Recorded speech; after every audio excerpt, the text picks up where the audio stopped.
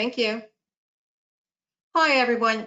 I'm Angela Cavanaugh, the Executive Director of CAI. I would like to welcome all of the attendees, the Board of Directors, our speakers, our team, and our partners. Welcome. A few announcements. We have programs coming up. This Friday is the first HOA Feud. Next Wednesday is our next Wednesday webinar on August 5th.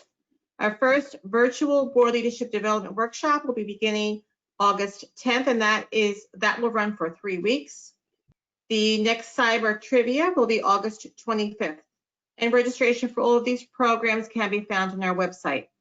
A few housekeeping rules. All participants will be muted. Please type your questions into the question box on your panel, and be sure to specify who those questions are directed to. Managers, if you need a certificate of completion, please email Jackie at Jacqueline, Jaclyn, at CAI-NJ.org. And just to note, you must be in attendance for the entire presentation to qualify for the certificate. First up today will be Peter Page. Peter Page is the co-founder and president of SageWater. He started SageWater immediately after graduating from the University of Virginia in 1988 and has led SageWater over the last 30 years to become the largest company in the United States, specializing in replacing interior piping systems in occupied condominium, multifamily, and commercial buildings. When he's not guiding SageWater's growth, Peter is a volunteer for Global Good Fund, an avid outdoorsman and adventure seeker. Peter, welcome. Thank you, Angela. Welcome, everybody. Hope everyone's doing well and not too locked down for your COVID experience here. So today, what I'm going to talk about, Carol, can you put the PowerPoint up? Yes, I am. Sorry. Well, she's working on that. Let me tell you a little bit about what we do. Our specialty is to go into multifamily, primarily buildings, and replace piping systems while they're occupied and while people are living in them. Carol, I think you're down several pages. You need to go back to the beginning.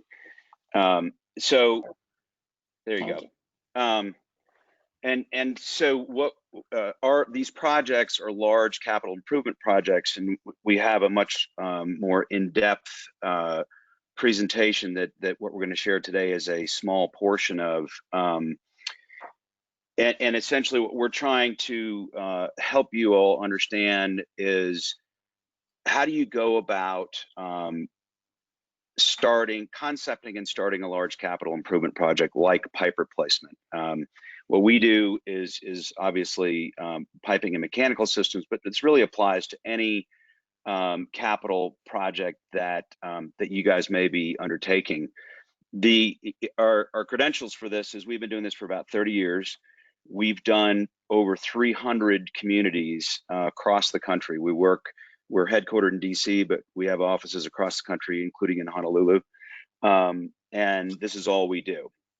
And so what I'm hoping you guys get today is just a little taste of, all right, if we have a problem, how do we go about starting and bringing to successful conclusion a big capital project like this? So Carol, why don't you go to the next page? So HUD and Fannie Mae have done some research on how long these systems are going to last in your building. Plumbing and mechanical, HVAC specifically, it's going to range, depending on the system, somewhere between 20 and 50 years. And so we subscribe to a database called CoStar. CoStar has all of the buildings.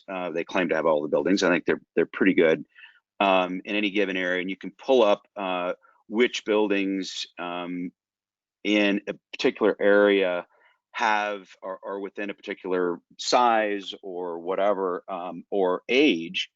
And in your area, there are 1,680 properties that have aged into possibly needing a pipe replacement.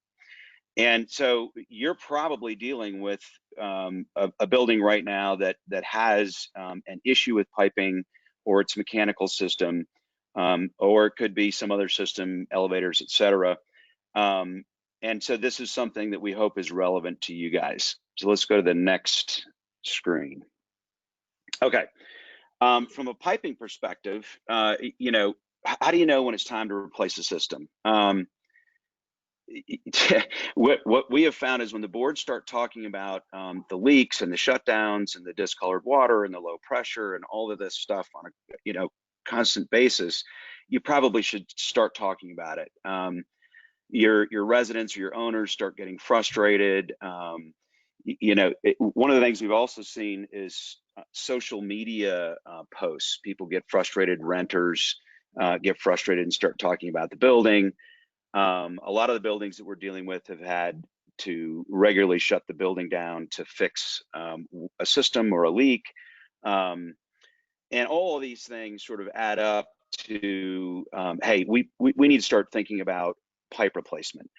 And the replacing a system like a piping system does have an ROI. You're spending dollars every month and every year shutting the system down, doing repairs, cleaning up water, et cetera, et cetera. And you can add up those costs and compare that to the cost of financing a pipe replacement. And certainly if you get to the point where the costs of repair and the nuisance of repair exceed the cost of financing, it's certainly time to look at a replacement.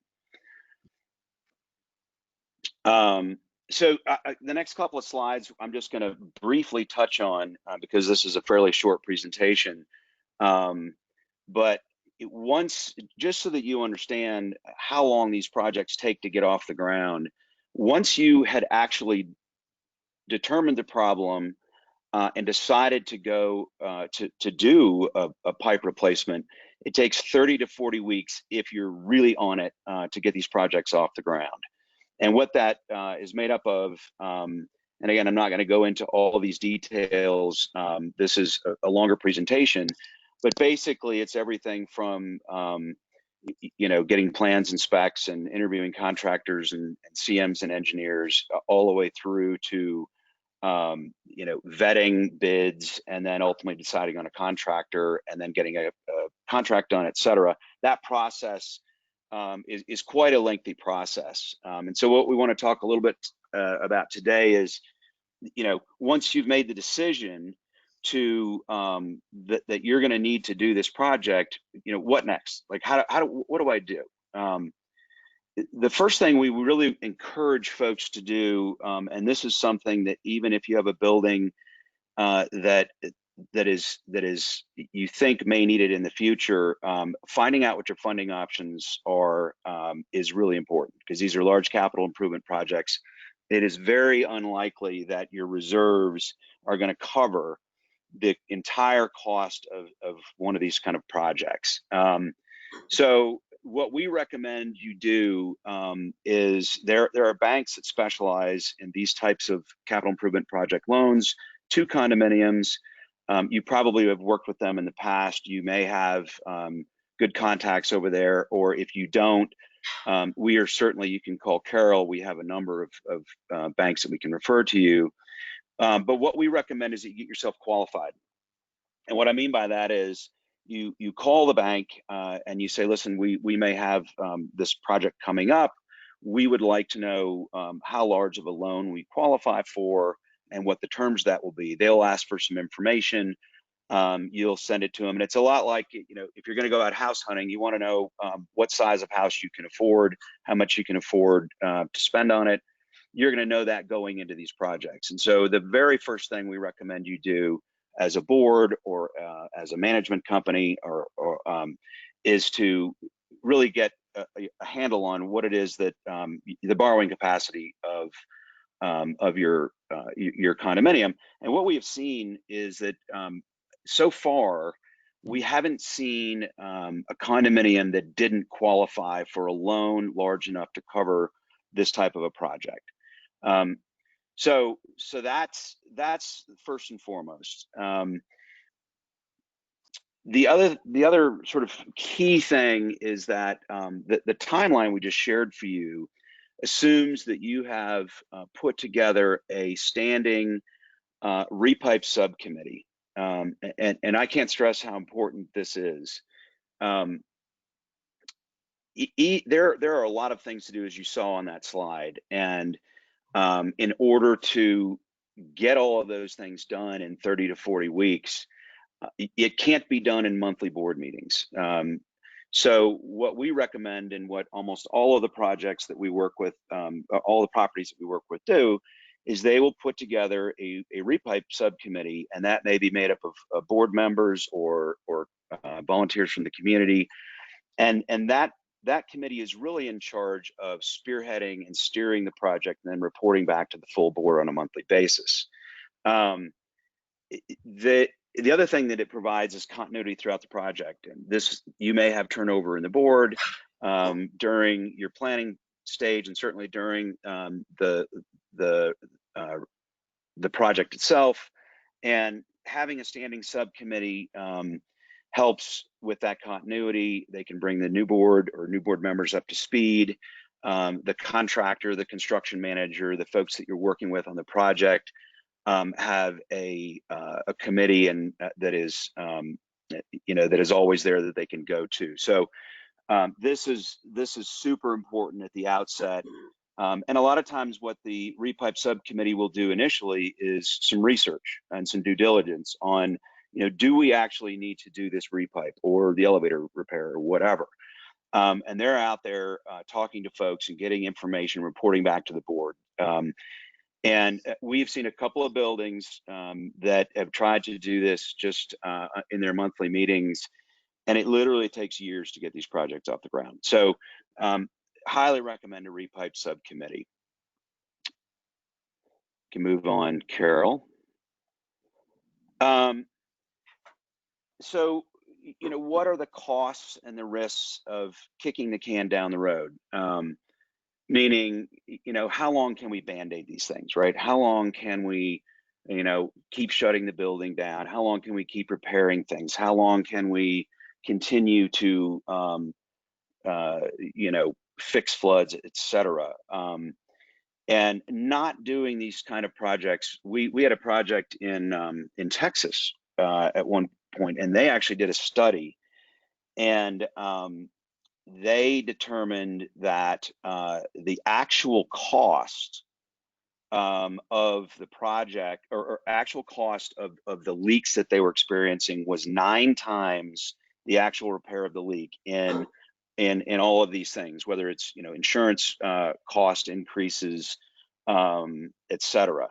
So what you need to think about, what we see a lot driving these, are insurance premiums. Insurance companies will come to you and say, you need to do something about this, or we're going to up your insurance, or we're going to up your out-of-pocket deductibles, increase remediation costs, et cetera. There's also a liability issue for the board, and that is, if there is a problem, what is your responsibility to fix it? Again, this is, I don't have time to go into a lot of detail here. I've been given the sort of high sign that we need to move on. But what I would encourage you to do is, this is an hour-long presentation. There's a lot of detail. If you have an interest in your board or your company, or getting a full presentation, contact Carol, and we're happy to sort of go in depth. So Carol, is that our last slide on this? How are we doing? Yeah, okay. So that was a very, very hurried look at sort of the topic. And I don't know, are we throwing this open to questions now, or is it, we are, okay. So if anybody has any questions, we'll try to answer them quickly. You're muted, Angela. Sorry about that. No worries. Please repeat the name of the pipe age database that you mentioned. Yeah, so if you go to, there is a link actually on this presentation, and we are going to send this presentation out to all of the participants. So you can just click on the link, but it's a HUD. There's a HUD database, and there is a Fannie Mae database, and both of those, you could Google them and say, useful life of systems, and probably find them. But the link in this presentation will take you directly to those. Thank you. Does my community need to hire a construction professional or engineer for a Repipe project? That's a great question, and it's again, it's sort of a long answer, but the short answer is going to be yes. These projects require a lot of upfront planning. They require engineered plans and specs. We can help sort of guide you through that topic, but you're going to have someone that represents the community even after you've gotten your plans and specs. If we send a bill in, your bank is going to want to know that someone that's a professional has looked at the work that we or the other contractors have done and approved it and said, yeah, they've actually done this. So there's a whole laundry list of things that your professional, whether it's an engineer or a construction representative, you're going to have a professional that represents you, and that is going to be a requirement depending on the scope of work that you want. That'll drive costs on that. And one other question, what do we specifically need to look for when vetting a plumbing company for a Repipe? Yeah, so first of all, experience. You want to use someone, you don't want to be the guinea pig. You want to use someone who has done this in similar buildings and similar systems, and that you can call the references and they can tell you exactly how the project went. The second thing is most of these projects are going to be bonded. You're likely going to want to bond on these, so it's really important that you understand, or that you vet contractors that have bonding capacity, and that also assures you that you've got a financially stable contractor. So those are sort of the two key things. There's a lot of other sort of intangibles to look at. Clearly, communications packages. Have they done this before? How do they communicate with both residents and boards, et cetera? But I'd say those are the key things to look for initially in the contractor selection. Thank you, Peter. Those are the only questions. Thank you so much. Okay, thank you. Appreciate it. Thank you. Next, we have Caroline. Caroline Breckert is a partner in the Cedar Knolls, New Jersey office of Hill Wallack. She concentrates her practice in the area of community association law and residential real estate. Caroline has lectured and written on both the national and state levels for members of the Community Associations Institute. She is admitted to the Community Association Institute College of Community Association Lawyers, and she is also a LAC committee member. Caroline, welcome. Welcome. Thank you. Thank you very much. I hope everyone is staying cool and well during these times. And many of you may say to yourselves, gee, I've never seen her in a ponytail before, but these days you get what you get. So, and this is the best. I've been asked to talk to you today about contracts, and I will say it now and I'll say it at the end. With regard to anything I am going to say to you, you should always talk to your own attorney. These are just some things to think about when dealing with contracts, and but of course, always consult with your own counsel. Contracts are a daily issue in community association practice. They come up in kind of two contexts. One is the email saying, please prepare a contract for this particular client. We are doing X, Y, and Z, and perhaps we need it tomorrow, in which case it's always a good thing. And then in the other context, it is that there is an issue with a particular vendor, and perhaps how do we get out of this contract, or what do we do depending on the issue. And after I do a review of my database and I find that I have not prepared the contract, I'll ask that the contract be sent over to me. And there usually are three types of things that are sent to me at that point. One is a signed proposal that has been supplied by the vendor, that is signed by the board without any additional contractual language. One possibly is a contract that was prepared by the vendor that is signed by the board, perhaps without any legal review. And the third is what looks like a legal contract, but it's a contract that was not prepared by current counsel. So when these documents are presented, depending on the issue that I've been asked to take a look at, there may be some problems. And so what I'm going to do now is go through, and that I call the help call. We need your help, and I have to try to figure it out.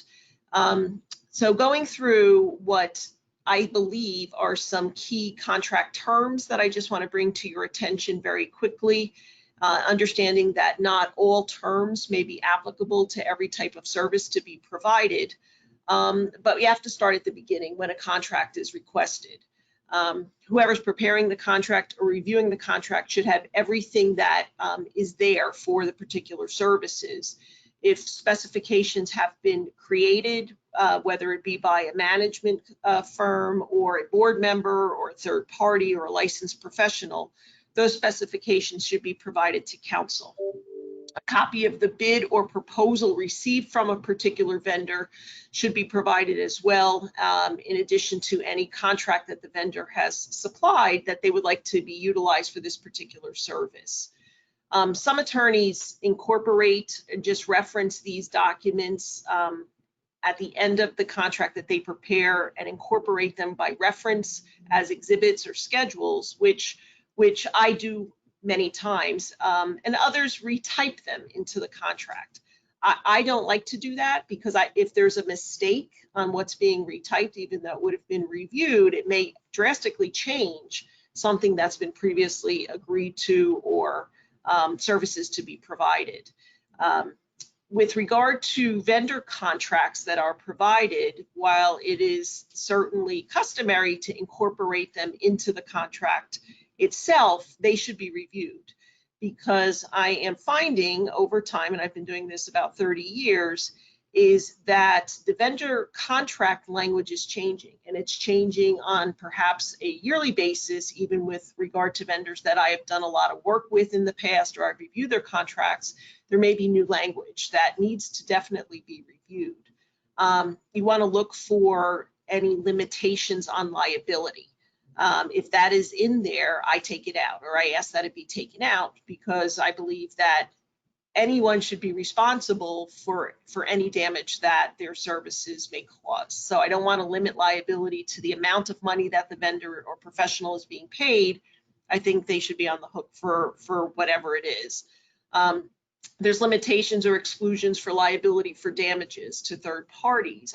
Once again, I don't want to see any limitations. If the association has no limitation, neither should the vendor, in my opinion, and I'm sure people on this call will disagree with me.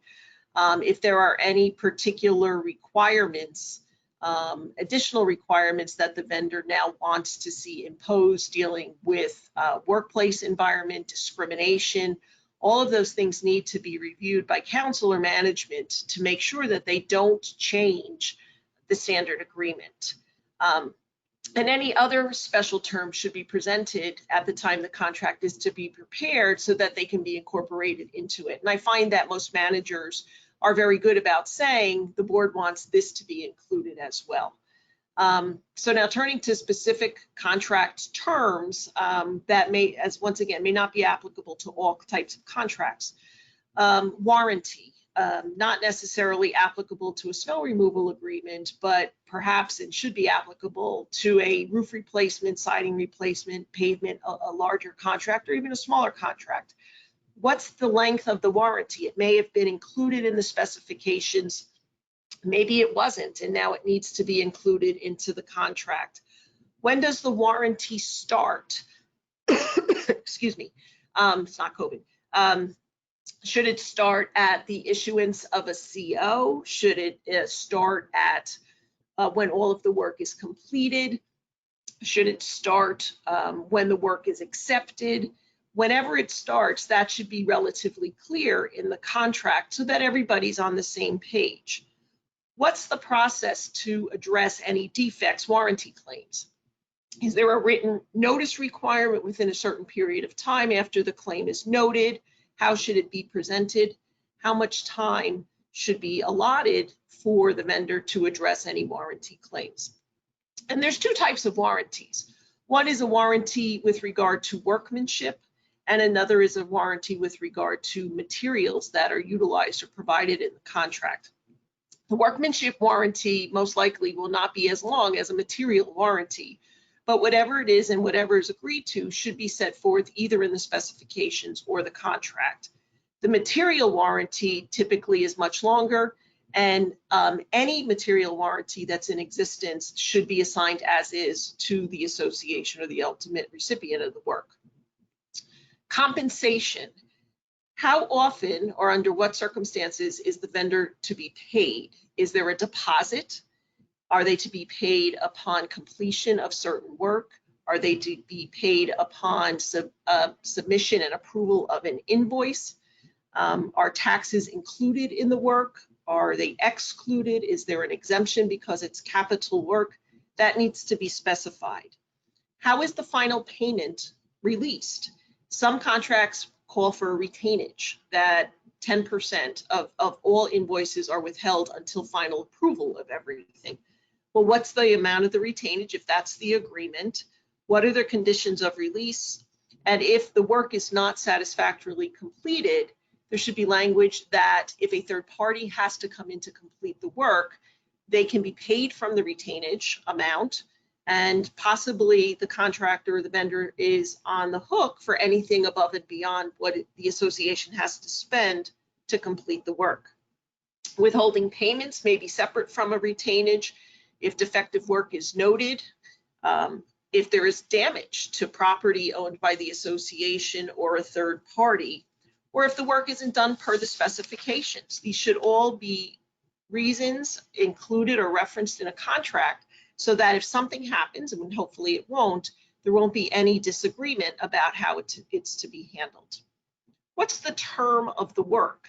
It should have a start date and an end date if possible. And the end date and all dates may be weather permitting if it's outside work, but you want to see that the work should be completed within a certain period of time. If it's a multi-year contract, those references should be included as well, or maybe upon the mutual agreement of the parties. What happens if there is a start and an end date and the project is delayed through no fault of the association or the weather? Maybe it's a contractor who isn't the best organized or is having labor issues or something along those lines. There may be a penalty provision that if the contract is not completed by such and such an end date, X amount is going to be deducted per day. And I've done that with a whole bunch of contracts. This, I think, is one of the biggest issues, and this always comes up when I'm asked to review something that I haven't prepared. How is a contract terminated? When there are issues with a contractor, can it be terminated with or without cause? A lot of contracts that are prepared by counsel do have language that it can be terminated without cause, perhaps on 30 days written notice. When the vendor won't agree to that, only wants the ability for the association to terminate with cause, what is cause? That needs to be defined. Is it a material breach of the contract? Is it a delay? What are these issues? Which is why we don't want cause, attorneys for associations, because then you start getting into a dispute and a fight. What was this really cause? Typically, when a contract is terminated with cause or can only be terminated with cause, a lot of times you'll see language that the vendor has an ability to cure, an opportunity to cure.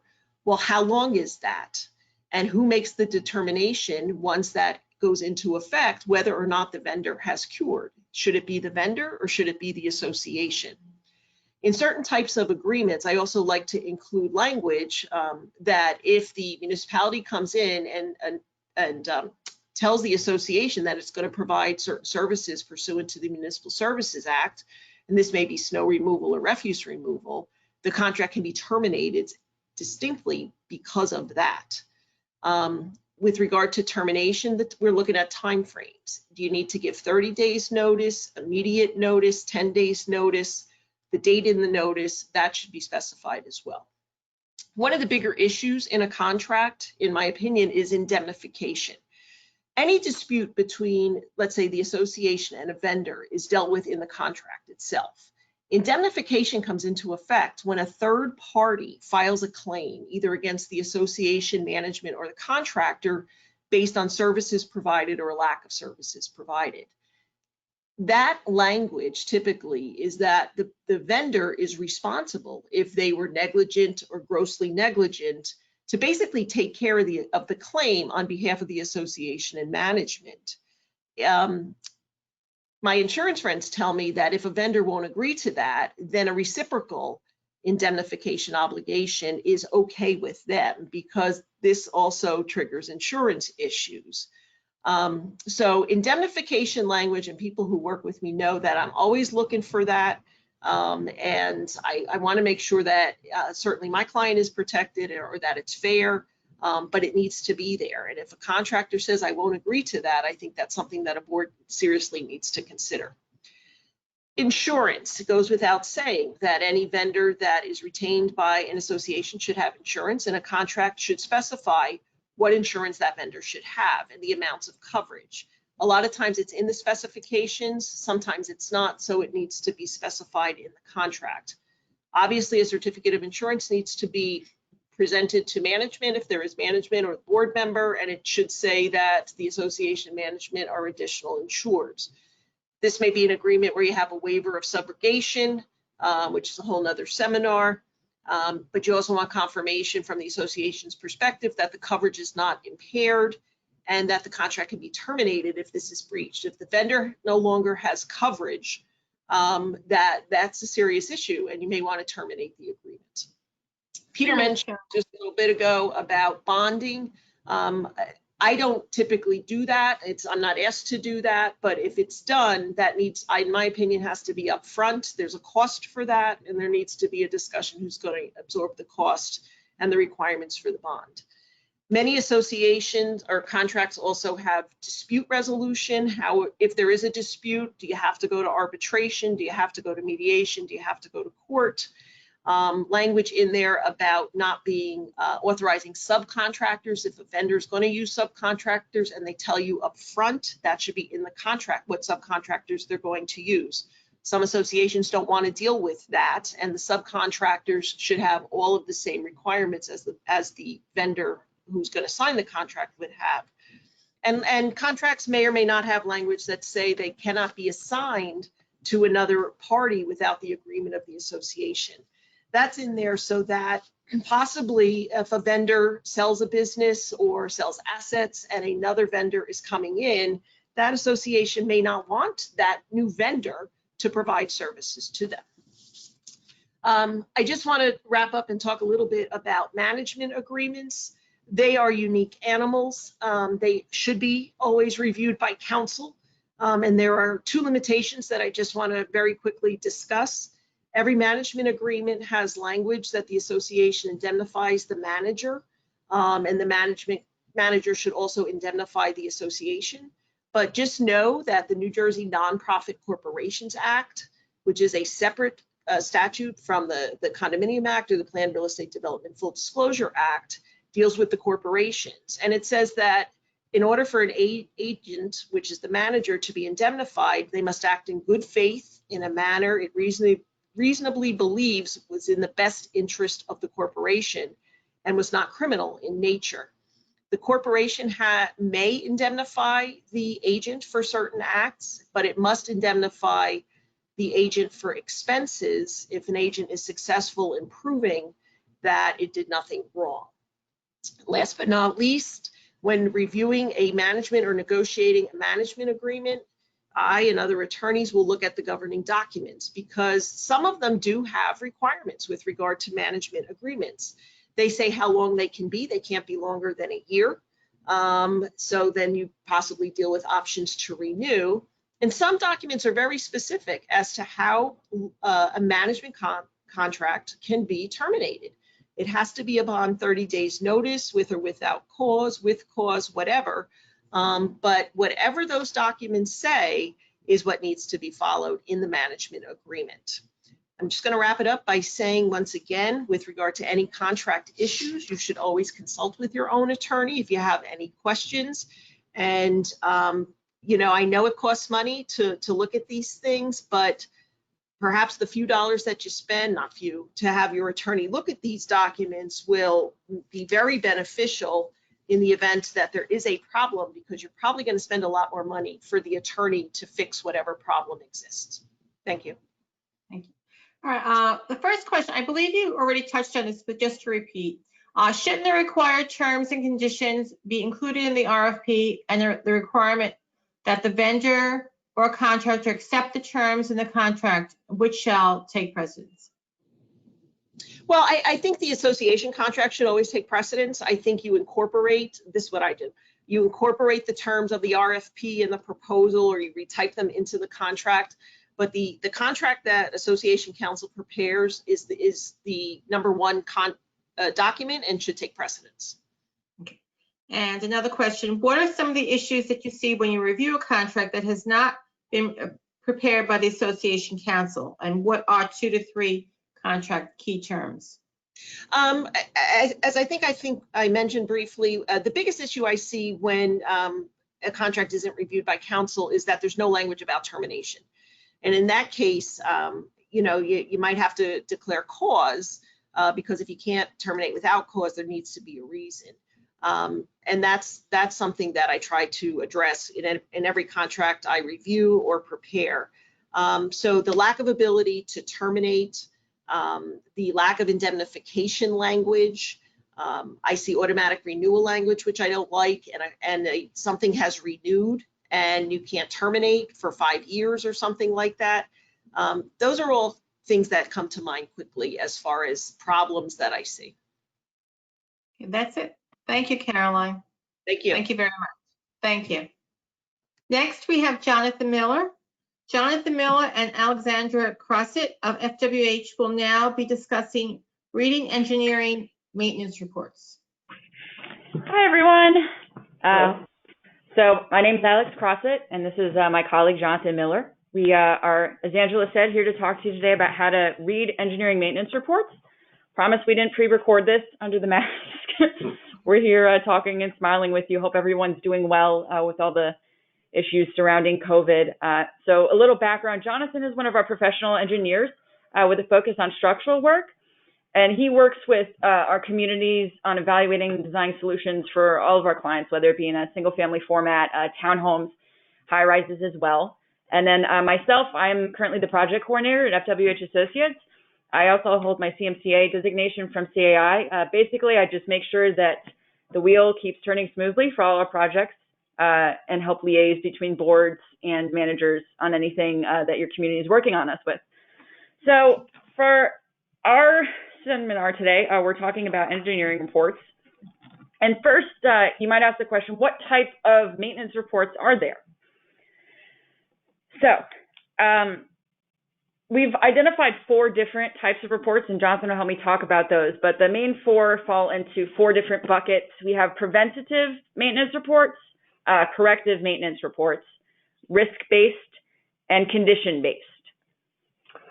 So to elaborate a little bit more about the types of maintenance reports that we would produce, a preventative maintenance report is really something that everyone knows is necessary for prolonging something's useful life.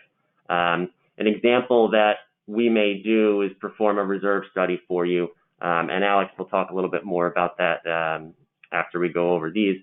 And get into a little bit more about how you can use a reserve study as a tool to lay out your preventative maintenance plans. Things like this for preventative maintenance could be painting of walls, coatings on traffic surfaces, some things that have short estimated lifespans that are going to need to be replaced to really protect the structure and keep everything in tip-top shape. A corrective maintenance report might be something that addresses an immediate problem. It could be what we would do is perform a visual evaluation, or potentially an invasive evaluation where we actually start removing some pieces to see what's behind the surface to get into kind of what the real problem could be. What this report is going to allow us to do is really identify kind of what the problem is, how the problem potentially developed, and what we can do to provide some sort of a repair. Risk-based maintenance reports are really something that's a developing problem. Okay, so we notice a crack in a concrete floor. So just if I'm being honest, concrete cracks. It could be brand new, and next week it could have a crack in it. It's an unfortunate side effect, but that's kind of the nature of the beast, so to speak. Something that's not going to really negatively affect the use of the surface immediately, but something that we want to keep an eye on and perform some, going back to preventative maintenance, something we want to address to make sure that the structure can last the way it should. And then condition-based reports. So a condition-based maintenance report would be something like a specification, something that's outlined in a reserve study that Alex is going to speak about, something that, we know that we have to replace our roofs. I have a 25-year roof on my house, and I'm 12 years into it. How does it look? Some of the crumbs are falling off of it. So we want to make sure that we have an evaluation done to be sure we can confirm that, yeah, you still have another couple years left, but let's get it on the schedule so that we can address it soon after. Another thing that would be a condition-based assessment is, or condition-based maintenance would be pavement. Whether you do a pavement overlay or a reconstruction. Typically, our maintenance plan for pavement is going to be sealers. You're going to seal cracks that are on the surface, and you're going to seal coat maybe parking lots to, again, extend that useful life. So now we'd like to get into some more specific examples of what each of those report types might be. And I'd like to talk to you about capital reserve studies. I performed my early tenure at FWH a number of studies. And essentially, when you're starting to read a capital reserve study, you want to keep in mind that while your reserve specialist usually is generally an engineering firm, a lot of the firms that perform these studies in our area are not just RSs, they are engineers. It's first and foremost a budgeting tool. It's not going to identify every deficiency in your community, nor is it going to delve into them very much. It's meant for the manager and the board to be able to financially plan for the replacement of the body of the common elements. And for that reason, we consider it preventative because you are planning ahead to make sure you have these things done. And a little bit, as Johnson said, conditions-based. We look at those items and we say where they are in their life cycle. Are they nearing the end of their typical useful lives and they're going to need replacement soon? That's usually addressed in your reserve study.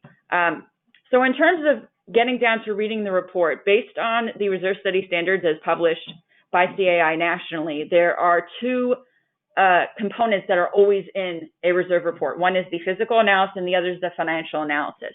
So you might have a different format depending on which firm prepares your report, but you'll generally have a text-based portion that addresses that physical analysis. It'll go through the common elements.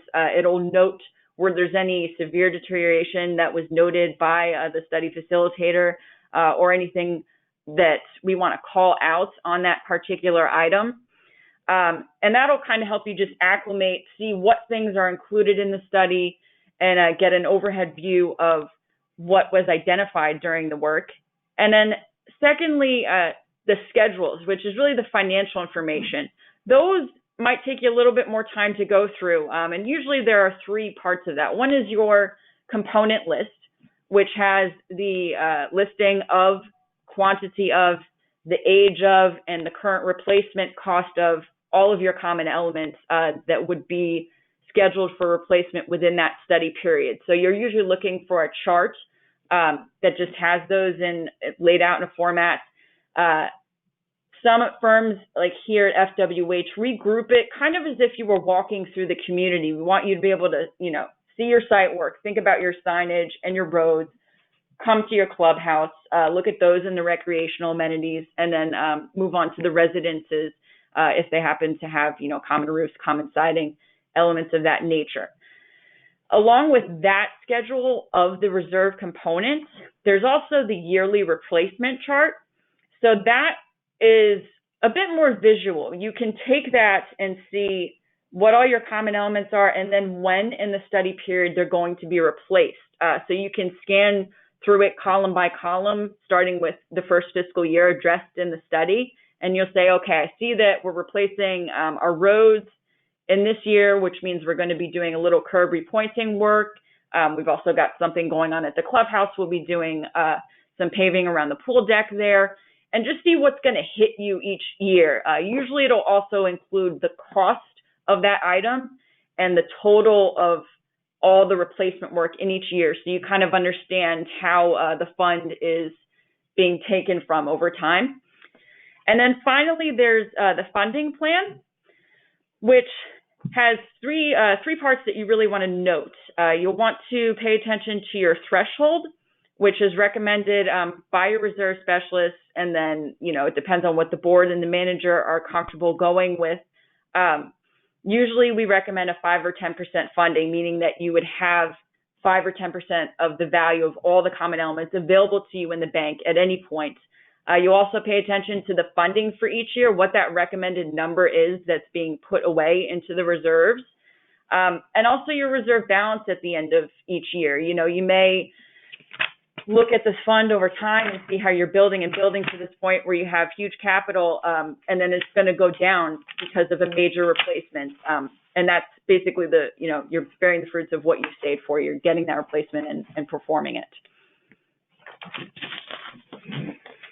So in order to really explain kind of how to read these reports, especially the corrective maintenance or risk-based reports, I'll break down how FWH kind of prepares our reports. When I go out to a site, obtain all the observations and information, bring it back to the office, type it into the computer, and spit out this report. So if you've ever read one, you've either A, run out of nonfiction to read, or B, had an issue yourself that you really wanted to resolve.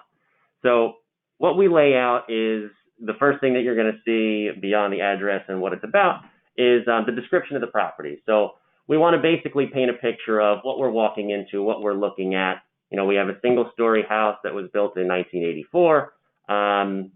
It's typical wood frame construction. Those are the kind of things that we're going to lay out in the description. We're going to give you next an assessment summary. That's basically going to be kind of the entire report in a nutshell, what you really need to get out of it, and what the short version is as to how we got to this conclusion. What you may find next, some reports require them and some don't, depending on what the potential issue was.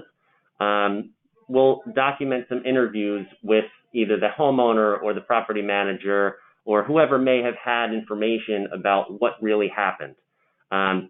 This is really going to help us to develop a general impression of what occurred, and it's going to give us a little bit more insight as to how we kind of develop our answer. Observations, as clearly stated, is essentially what we see on site. So there's going to be a photographic record that's going to be attached to the back of the report as an appendix, and we'll go through our observations sort of as we see them, and then reference each photo with a caption at the back of the report. The next part is the analysis. That's really our time to shine. We really like to get it out there. We use a lot of technical jargon in the analysis. So if you tend to glaze over pretty easily, skip this part, go right to the recommendations. The analysis is really what, based on a reasonable degree of engineering certainty, how we are getting to the point where we're taking the observations and we're performing the analysis to get us to a recommendation. So it's everything in between what we see and how we fix it. How we see the problem began, how it worsened, what happened to make it that way, what happened to deteriorate the condition. That's all the stuff that you're going to find in the analysis, kind of how we got to the recommendations part. And then lastly, the recommendations are really what to do to fix it. What we like to do is try to keep everything in simple text and be able to have the homeowner or property manager be able to take those recommendations and maybe get a budget number from the contractor on how we can, move to the next step and get something together to fix it.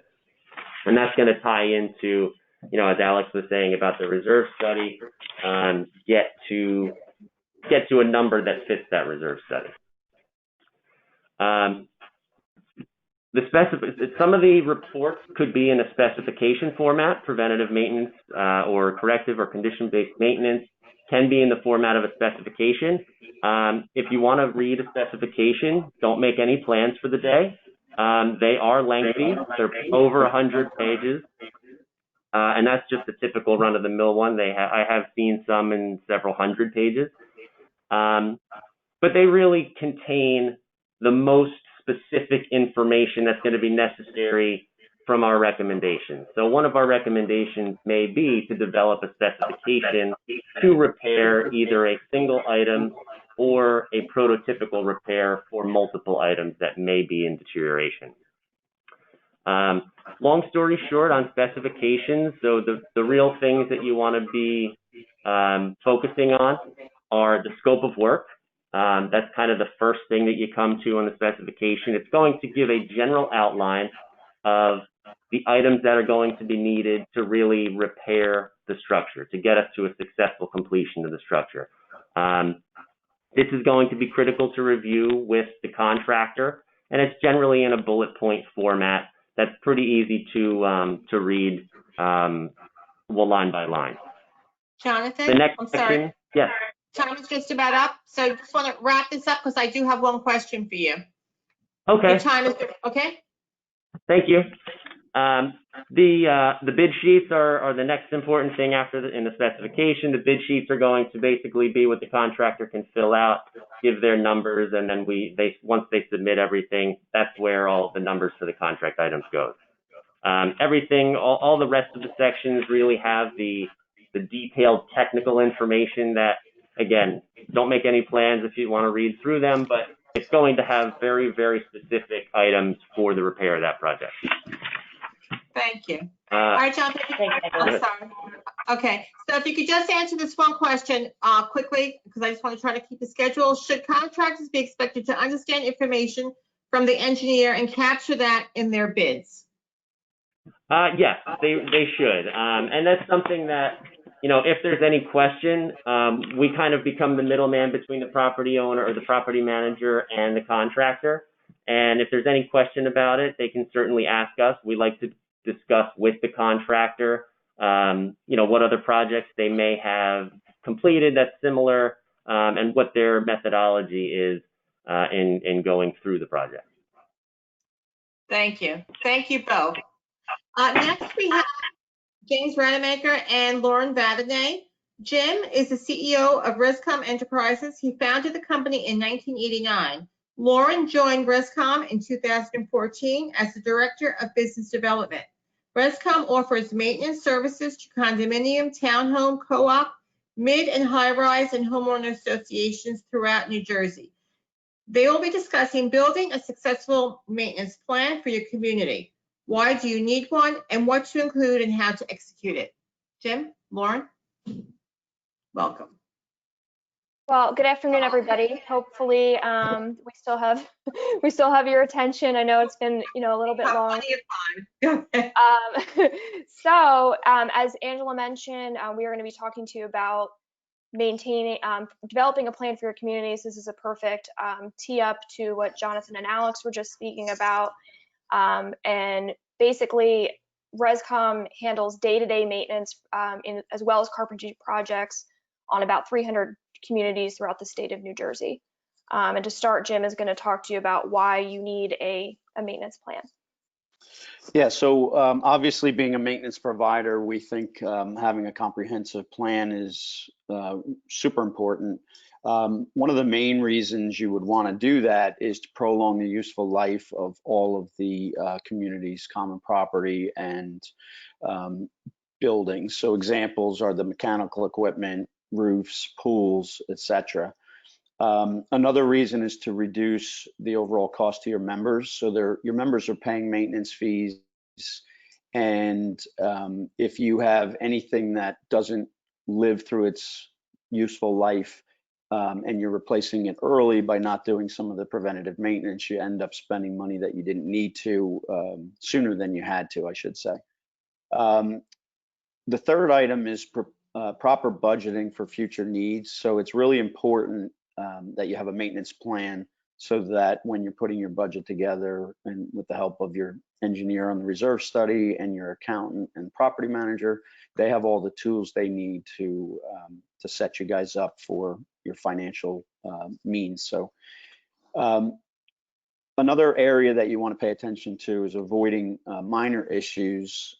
I'll use an example of a pipe boot.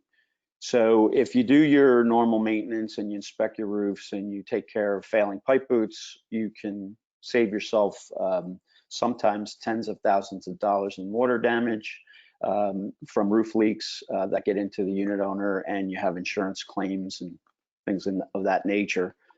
And lastly, in this category, you want to preserve your investments. So for most folks, where they live is one of the biggest investments they'll ever make. And proper maintenance, upkeep, and curb appeal is just going to increase the property value for your residents. The next thing we're going to talk about is, do you have a current plan? And I'm going to turn it over to Lauren for that. Great, thanks. So Jim just explained why it's important to have a maintenance plan. I think for the most part, a lot of communities are familiar with the reserve study that Jonathan and Alex were speaking about, and maybe some of those other reports. But when it comes to their ongoing maintenance, again, is what Rezkom specializes in day to day. I say that's our bread and butter. There's not a whole lot of structure when it comes to that most of the time. And so the first question is, do you have a current plan? And if you do, is it adequate based on the size, the age, and the needs of your community? So in general, for us, a community that has 200 units, we would recommend 2 days a week maintenance. Our general rule of thumb is for every 100 units, you have 1 day of week regular maintenance in some capacity for you. New construction communities or an HOA that may have very limited amenities or responsibilities to them, they may fall outside of that rule of thumb. But they definitely, you want to at least get a plan into place. I get a lot of calls. There's a lot of new construction going on in New Jersey, which is great for all of us for condominiums, but they think that this brand new community, oh, the builder's going to take care of that, or there's nothing going on. And we all know that's usually not the case. So you definitely want to at least start planning for the future of having some maintenance services and a plan in place once construction is completed, you're through transition, things like that. You definitely don't want to just rely on the builder's budget and the plan that was put in place at construction. So for us, we recommend, a weekly agreement for most of our communities that we service. However, we do have some that are on what we call a time and material basis. So that's just an as needed work order basis. And sometimes I think communities get a little gun shy to commit. I hear that a lot. We don't want to commit to somebody, or we don't want to lock into a contract because they're unsure, and they go with a time material basis. Really, we only recommend that if you are having very infrequent work orders. So maybe a brand new community, maybe a community that you only have the clubhouse, a small clubhouse under your obligations as the association, things like that. But if you have regular requests coming in, or a lot of amenities or other areas that need to be looked at, you should definitely go the route of a weekly or at least regularly scheduled plan. And the reason for that is you're going to get a lower rate, usually from the contractor. I know in our case that is, and it's also a static schedule. So if somebody calls, you know exactly when somebody's going to be on site versus trying to work out a schedule that works quickly for both of you. And the other question you want to ask yourself is, does it include a proactive maintenance in addition to reactive? So again, going back to that schedule and making sure you have a plan in place, a lot of times the community or the manager is kind of basing the need on how many calls they're getting. And unfortunately, you can't rely on that as the only guide. You really should have eyes on the community on a regular basis to catch those preventative items that people are not reporting. And the next item we're going to talk about is how to engage a trusted business partner or vendor for these services. Yeah, I think this is an important area, especially in our niche of community association world, I guess. The more educated the vendors are that you do business with about how communities operate, the better off you're going to be. I'm sure everybody that's on this panel has a certain amount of knowledge specifically to this industry, and that's why we do business here. As part of your maintenance plan, the areas where you're going to want to bring in the professionals, or as we call them, the experts, for the maintenance plan would be your porter and janitorial type services. So you're going to bring somebody in that's going to handle your day-to-day cleaning and curb appeal, and also take care of trash and recycling. Secondly, you're going to have a maintenance contractor that's going to handle your day-to-day repairs. And, you know, it's important to have those two work together, of course, because they're going to overlap in some respects. Thirdly, in your maintenance plan, if it is not your maintenance company that offers general contracting services, you're definitely going to want to have somebody that can handle those type of requests or capital improvement projects for you. Of course, you're going to bid things out, and once you lock in your contracts, generally in our world, it's between 1 year and 3 years. You know, then you have a solid maintenance team in place to help you navigate all your different situations. There are specialty areas that we think, you know, as a maintenance company, we get asked to wear a lot of hats, but we like to stay out of those areas. So when you start getting into alarm companies and HVAC companies that handle boilers and all the heavy equipment, other areas like elevator companies, you want to have those people part of your maintenance, as part of your maintenance plan as well. And like I said in the beginning, the industry knowledge is really important. One of the things that I had the pleasure of being part of was as a co-creator of the Educated Business Partner distinction. What that does is it allows the members that provide services in our organization to go through CAI and learn about how the organization runs, how homeowners association and HOAs and condos run, and just gives you a little bit more knowledge on how to do business with the managers and boards. So we're going to next skip over to what's included in your plan. Yeah, and if I could just follow up with Jim's comments about the trusted business partners that you want to engage. The biggest headache that we see for some communities is not having trusted partners in this case, and so it's very frustrating for the boards and the managers when they have to call, you know, go through the phone book essentially to find somebody to do this and do that and do this. So you really want to, if it's a new community you're coming into or it's just new to you, just take the time to kind of work through and interview some potential business partners to work with for each of those areas to make sure that you know who to call for each item. So when you're going to put together a plan, the first thing you want to do is have a general list of the community items that the association is responsible for. And you want to make sure that that is public knowledge. Certainly the board and the manager need to be aware of where the breakdown is, and every community is a little bit different. And then also you want to make sure the homeowners are aware of that, because if you have someone who's never owned a community association before, they may not be familiar with what is their responsibility versus the association. And then certainly the vendors that you are bringing into the community, they need to be aware of that, so that if we receive a request for something that might be a little atypical, we're familiar with the needs and the responsibilities of that community. So that's number one. And then you're going to break them down into the type of tasks. So to start, your daily and regular tasks. And like I said before, that's something that unfortunately gets overlooked. I think it seems like common sense, but it really isn't. You want to make sure that you know what should be happening on a daily or weekly schedule on your community for you. And that can be things that vary by season as well, such as court maintenance for your tennis courts, setting up the nets, things like that. and then regular inspections to kind of keep an eye on all those areas, such as signage and catch basins and all those areas, and that just makes sure that you're staying on top of those things, again, that are not being reported most likely, and also maintaining the curb appeal of your community for you. After your regular task is your deferred maintenance. Are we getting close, Ange? Oh crap, sorry. So the deferred maintenance is going to be regular items that are placed on a strategic cycle, and that would be referring mostly to your reserve study of annual, every 3 years, every 5 years. And then certainly if you don't have a reserve study, you want to get one. It's something that is pretty basic, but not accounted for usually, is something like power washing or gutter cleaning. You want to make sure those are on a regular schedule.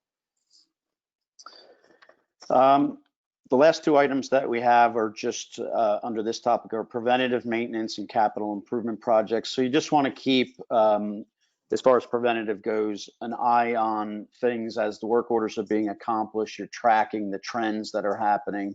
So if you're having constant roof leaks of a certain type, you're going to know that you need to start working towards a roof replacement project at some point. So it's really important that you track those items. And then on the capital improvement side, you just want to make sure you work with your professionals as far as reserving properly for those, and then also setting up the financials or possibly going out for a loan. And then we have our last part. Yeah, we actually weren't that bad. I thought we had a lot more to go, which made me nervous. The last item is just executing and record keeping. So you want to make sure you're updating the plan regularly. Obviously, if anything changes in terms of the community's needs or requirements, you add amenities, you reduce amenities, anything like that, you want to update. Ensure that you have enlisted a contractor professional service for each area of your plan. So we talked about that, making sure they overlap, and you can, certainly as a maintenance provider, there's a lot of hats and a lot of areas we can help with before you have to go to, a plumber, electrician. There's a lot of things we can help you with that fall under that. And then maintaining the records is huge. You may have a combination, like for this maintenance plan we're talking about, it's not a reserve study that's hundreds of pages long, most likely. It's going to be a combination of a few things. So if you should have, most likely some kind of daily, weekly, monthly checklist for you, your reserve studies, and then your daily work orders. Most communities and the larger management companies are using a work order system, a software like TOPS, we're all very familiar with. And that's a really streamlined way to just make sure you're documenting everything that's been completed and the status and who took care of it for you. So that is everything on our end. Do you have some questions for us, Ange? You're muted. And you're muted. Sorry, I have so much background noise here. Apology. Right. Does your plan, I believe you already answered this, but does your plan include the cost similar to that of a reserve study? So good question. So there's two ways to look at this. So if you don't have a plan and you're looking for someone just to help you work on that, that's definitely something a company like ours could do for you at a cost. Most of the time, though, we would recommend that you go to the existing contractors or new contractors that you're working with to help you put that plan together within the current agreement that you have with them. So for a lot of our clients, especially that are on a full-time basis, that's something that we kind of check in with them on an annual basis. And if you need any updates or advice on what to do, then I would go to the people that you have enlisted already. So it's not necessarily an additional cost for you. All right, thank you. How do you recommend starting the process to prepare a maintenance plan if we do not already have one in place? So that kind of ties into the answer I just gave, where I would definitely start with the business partners that you have in place and use them as a resource for you to get an understanding of your community, and go through all of those items that we kind of laid out. And if you do need kind of that checklist that we went through, we're happy to share that with Angela and to get sent out to you if needed. And last question, what are the benefits between outsourcing our services versus utilizing staff, in-house staff? Well, I'm partial to outsourcing, obviously, because that's what we do. but I can give you a couple of quick reasons why. So the first thing is the association can relieve themselves of being an employer. That would also help get the manager back to handling management tasks instead of oversight of the employees, or possibly having to go out for interview for new hires and handling disciplinary action, those type of things. That would all then go to your vendor of choice. You're going to also reduce your insurance costs, work comp especially, and then those liabilities now fall on the vendor that you hire for those services rather than having them as in-house employees. And then I think just the background checks and vetting of the employees is an important part. So, something that we do for hiring our folks, and the association wouldn't have to do it. And actually what we found over time is they rarely do that type of stuff.